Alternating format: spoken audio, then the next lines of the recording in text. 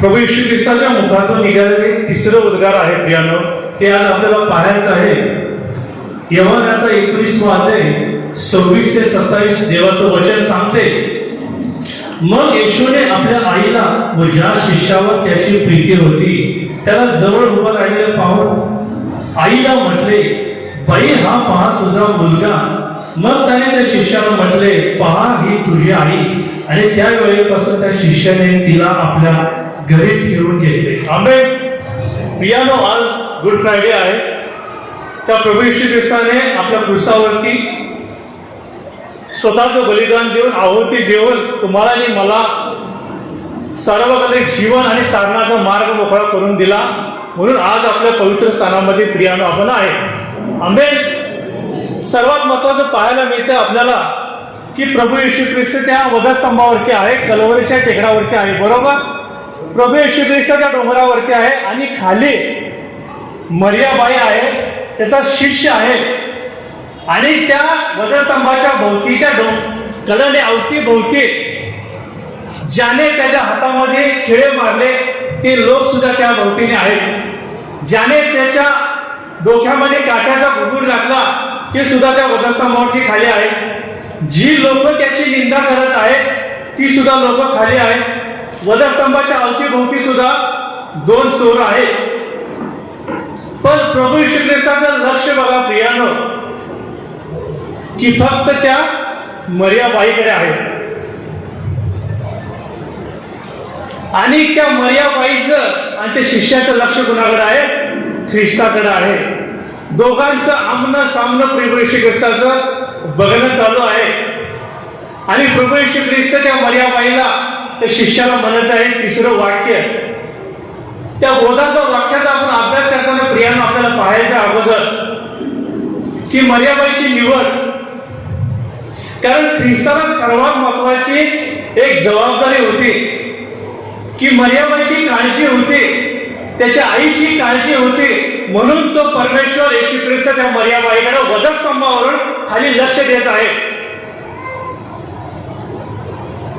ही ख्रिस्ताची जबाबदारी होती की मानवी रूपामध्ये एका स्त्रीच्या द्वारे त्याचा जन्म झाला. ही परमेश्वराची योजना होती. आणि जाता जाता स्वर्गीय स्थानाच्या अगोदर त्याला त्याची जबाबदारी पूर्ण करायची होती. म्हणून ही ख्रिस्ताची काळजी होती. आपल्याला पाहायला मिळतं की परमेश्वराची योजना होती की एकुलता एक मुलगा जो येशू ख्रिस्त या जगामध्ये तुमच्या आणि माझ्यासाठी येणार होता, की ती त्याच्या जन्मासाठी एका स्त्रीची निवड केली. ती कोण होती? मरिया. ती एक प्रियानो कुमारी होती. पण तिचा साखरपुडा, एंगेजमेंट तिचं झालं होतं.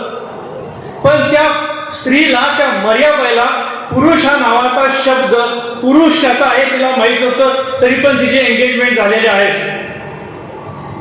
आपल्याला पाहायला मिळतं की तिचं राहणीमान, तिचं उठणं बसणं, परमेश्वरासंग कम्युनिकेशन, परमेश्वरासंग बोलणं, हे परमेश्वर सर्व स्वर्गस्थानातून ऐकत आहे, बघत आहे. जो परमेश्वर पवित्र पवित्र सेनाधीश परमेश्वर आहे आणि त्याचा एकुलता एक मुलगा एका स्त्रीच्या जन्माला येणार आहे. ह्याचा अर्थ विचार करा की ती मरियाबाईने तिचं पवित्र जीवन कशा प्रकारे जगलं असेल त्यावेळी. आणि मरिया पाहायला मिळते ही गालिल प्रांतामध्ये होती प्रियानो. आणि येशया 9 मध्ये आपल्याला पाहायला मिळते की परमेश्वराने शांतीचा राजा जन्माला घालण्यासाठी नासरेत गाव गालिल प्रांत निवड केला. गालिलामध्ये त्याने परमेश्वर सांगते की तिथल्या लोकांनी मूर्तिशाहीतून बसणाऱ्या लोकांना प्रकाश पडला आहे, अंधकारात चालणाऱ्या लोकांनी मोठा प्रकाश पाहिला आहे. म्हणून प्रियानो मरियाबाईची निवड केली, त्याचबरोबर गालिल प्रांताची निवड केली. मरियाबाई आपलं जीवन जगत आहे प्रियानो. ती एक स्त्री आहे, सर्वात महत्वाची कुमारी स्त्री होती प्रियानो. ती तिचं जीवन जगत असताना परमेश्वराची योजना आहे स्वर्गातून की माझा एकुलता एक मुलगा या बाईच्या पोटी, या कुमारीच्या मुलगीच्या पोटी द्यायचा आहे. म्हणून ही परमेश्वराची योजना चालू आहे. मरियाबाई आपलं जीवन ती रोजच्या प्रमाणे जगत असताना, ती तिच्या घरामध्ये राहत असताना परमेश्वराने गाब्रिएल दूताला तिच्याकडे पाठवला. मरिया घरामध्ये आहे ना, अचानक देवदूताचा प्रकाश तिच्यावरती पडला. आणि पडताच देवदूत तिला म्हणाला, हे स्त्रिये, कृपा पावणारी स्त्रिये, तुझे कल्याण असो. आणि ती अचानक घाबरली ते की देवाची वाणी, परमेश्वराची योजना, देवाचा देवदूत माझ्याकडे आलेला आहे, याचं अभिनंदन काय आहे तिच्या मनामध्ये खळबळ उडाली. पण ती घाबरली. परत देवदूत तिला म्हटला की हे कृपा पावणारी स्त्री, परमेश्वर तुझ्याबरोबर असो, तू भिवू नको, तू गरोदर होशील, तुला पुत्र होईल, त्याचे नाव तू येशू ठेव, त्याच्या खांद्यावर सत्ता राहील, त्याला अद्भुत म्हणतील, सनातन पिता, समर्थ देव, शांतीचा अधिपती म्हणतील, याकोबाच्या घराण्यावर युगाने राज्य कराने दाविदाचे साम्राज्य चालवेल म्हणतो. ती मर्याबाई ठीक आहे म्हणत्या, पण हे कसं काय शक्य आहे, कारण मला पुरुषच माहित नाही, पुरुषच ठाऊक नाहीये. देवदूत तिला म्हणतो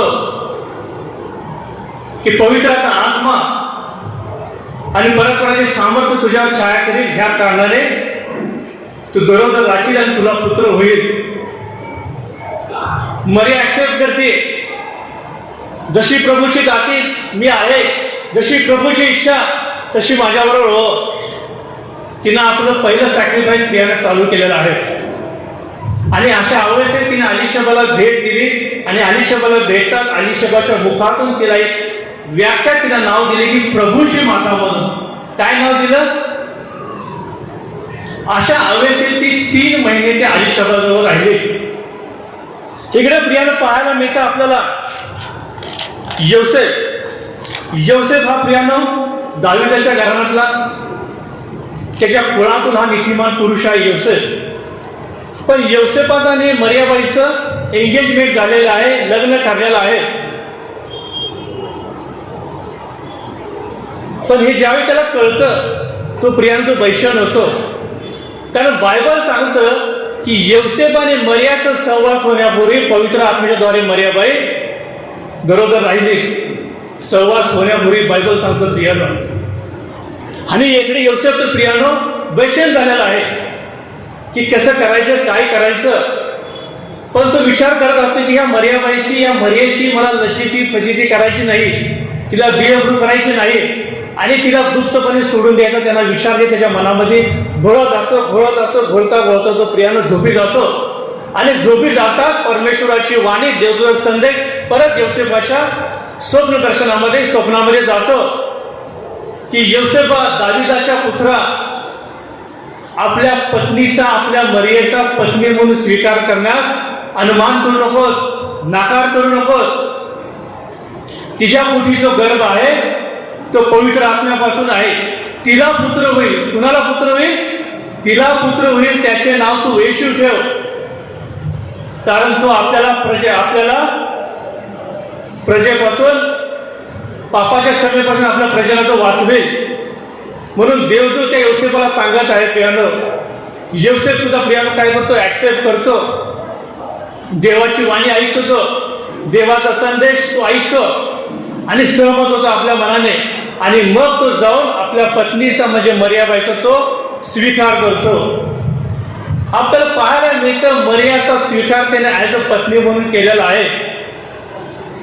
आणि मग तो नावनिशी देण्यासाठी जन्मस्थान म्हणजे नासरे, बेथलेम गावामध्ये जायचं असेल प्रत्येक वेळी, त्यावेळी तो काय करतो? आपल्या पत्नीचा जो स्वीकार केला असतो तो मरियाबाईला घेतो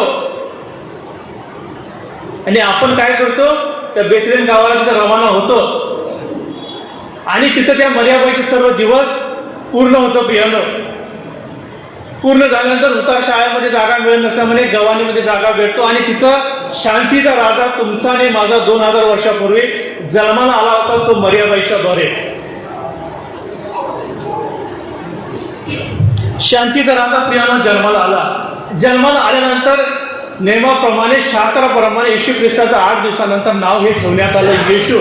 आणि ते यरूशलेमाच्या मंदिरामध्ये गेले, तिथे येशूचे समर्पण झालं. तिथं शमोन भेटला आणि शमोनाने मरियासाठी भविष्यवाणी केलेली आहे प्रियानो, की लूक 2:35 तुम्हाला मिळालं तर वाचू शकता.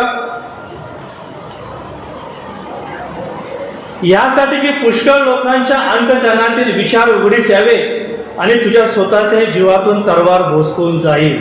आमेन. तिकडे येशू ख्रिस्त प्रियानो लहानाचा मोठा होऊन गेला, आई वडिलांच्या आज्ञेमध्ये राहिला, ज्ञानहीन झाला, परमेश्वराने त्याला ज्ञान दिलं, तो बलवान होत प्रियाने गेला आणि तो 30 वर्षाचा झाला. आणि 30 वर्षानंतर त्याचा बाप्तिस्मा झाला. 30 वर्ष आपल्याला बायबलमध्ये पाहायला मिळते की जुन्या शास्त्रामध्ये परमेश्वराने एक योजना आपण ठेवलेली आहे गणनामध्ये की दर्शन मंडपाच्या सेवेसाठी ज्यावेळी लेवी याजक निवडले जायचे त्यावेळी ते 30 वर्षाचे असायचे. किती वर्षाचे? ज्यावेळी पहिला शौल राजा झाला त्यावेळी तो 30 वर्षाचा होता. एक शमूएलमध्ये पाहायला मिळते. दुसऱ्या शमूएलमध्ये पाहायला मिळतं आपल्याला की ज्यावेळी दावीद राजा झाला तो 30 वर्षाचा होता. यहुदाच्या परंपरामध्ये एखादा माणूस एखादी जबाबदारी ऍक्सेप्ट करतो, जबाबदारी पार पाडण्यासाठी जातो त्यावेळी तो 30 वर्षाचा असतो. हे प्रभू येशू ख्रिस्त 30 वर्षामध्ये बाप्तिस्मा झाला. 3.5 वर्षामध्ये जी मिनिस्ट्री केली, देवाची सुवार्ता गाजवली आणि नियमशास्त्र त्याने पूर्ण केलं आणि प्रभू येशू ख्रिस्त तुमच्यासाठी माझ्यासाठी ते प्रियाने त्या वधस्तंभावरती गेला.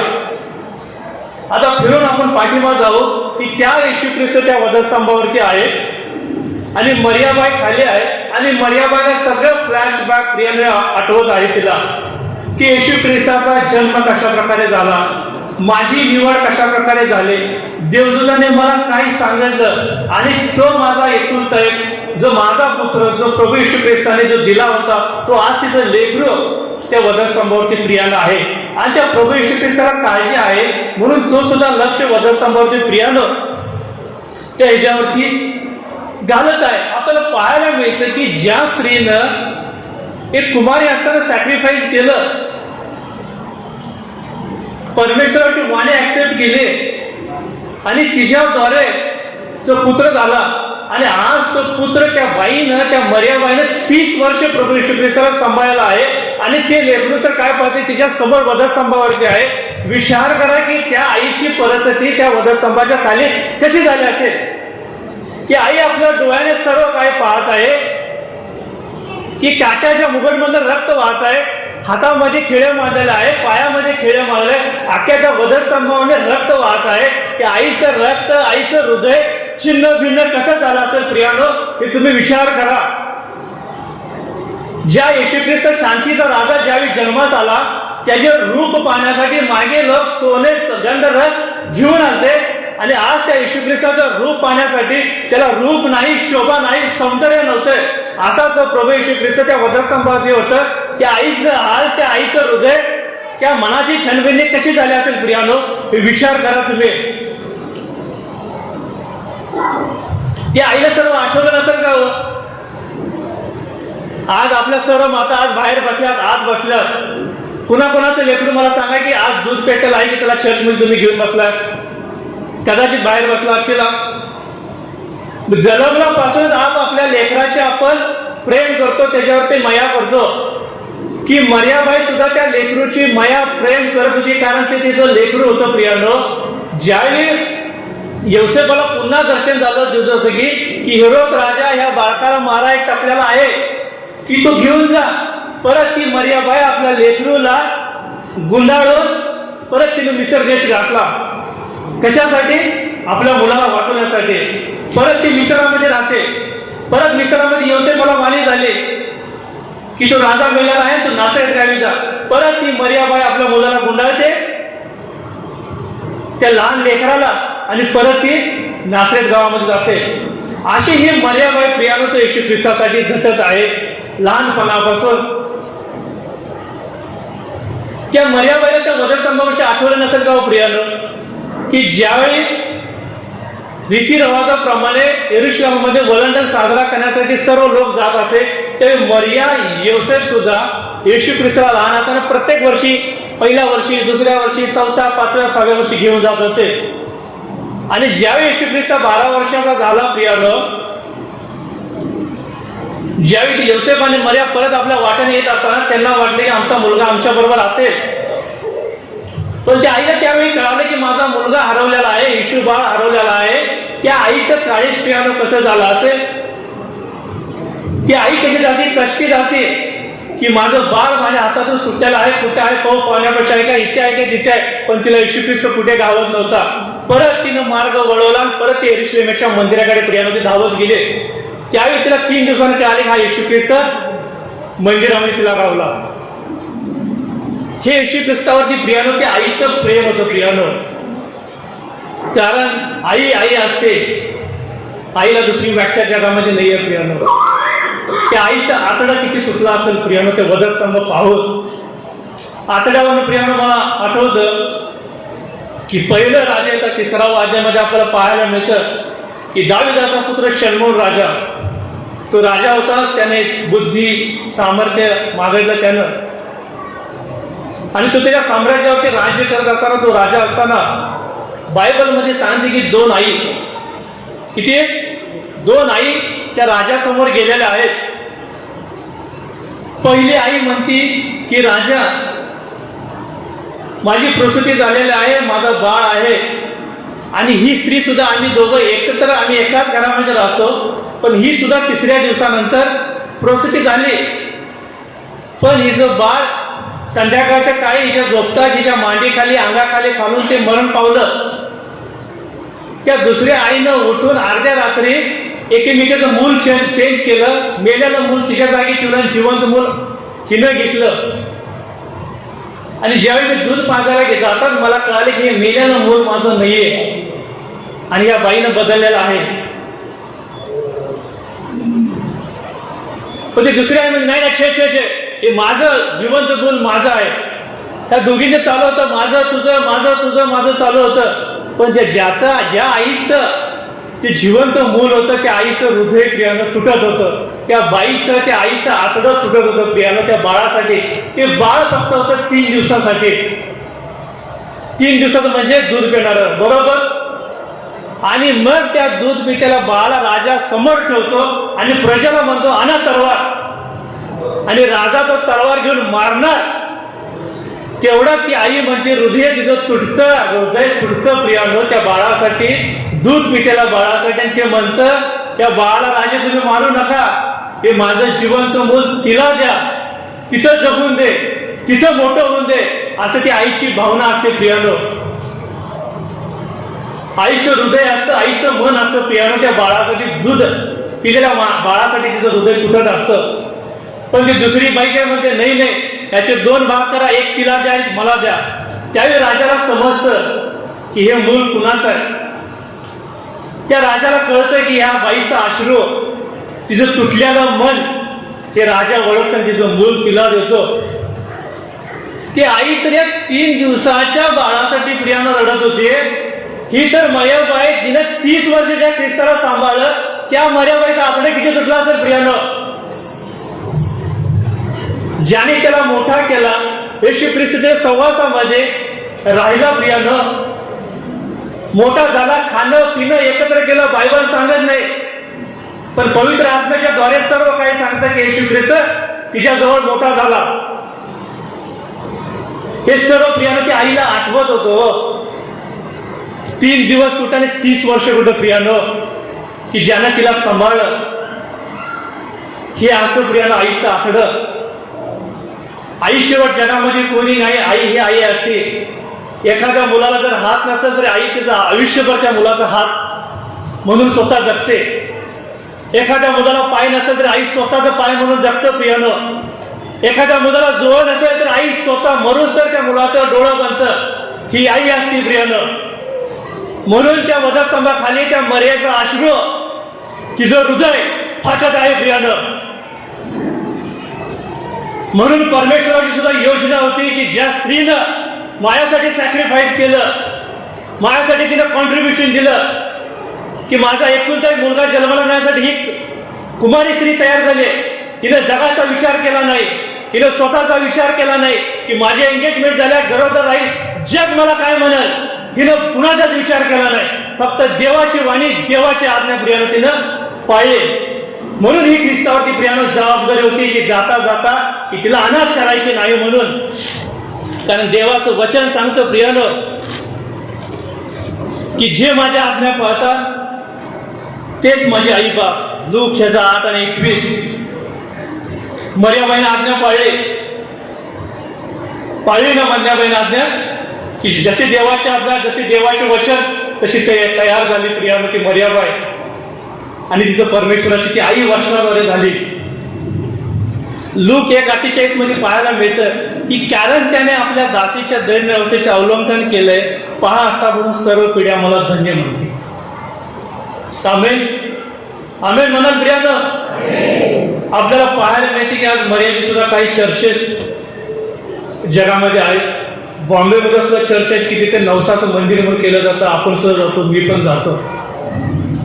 पण त्या मर्याबाईला मी माहित आहे की सार्वकालिक जीवन देणारा, तारण देणारा तोच माझा प्रभू येशू ख्रिस्त आहे. म्हणून देवाचं वचन प्रियानं तुम्हाला आणि मला सांगतं की मी तुम्हाला अनाथ सोडणार नाही. यवहान 14:8 मध्ये. म्हणून ख्रिस्ताची जबाबदारी जी होती की वधस्तंभावरून 7 वाक्य पूर्ण करून ज्याला स्वर्गीय स्थानामध्ये जायचं होतं, त्यांनी जाता जाता आपली प्रियानं हे मर्यादेच्याद्वारे जी जबाबदारी होती ती प्रियानं पार पाडायची ते त्यांनी पार पाडली. म्हणून प्रभू येशू ख्रिस्त त्या वधस्तंभावरती म्हणतो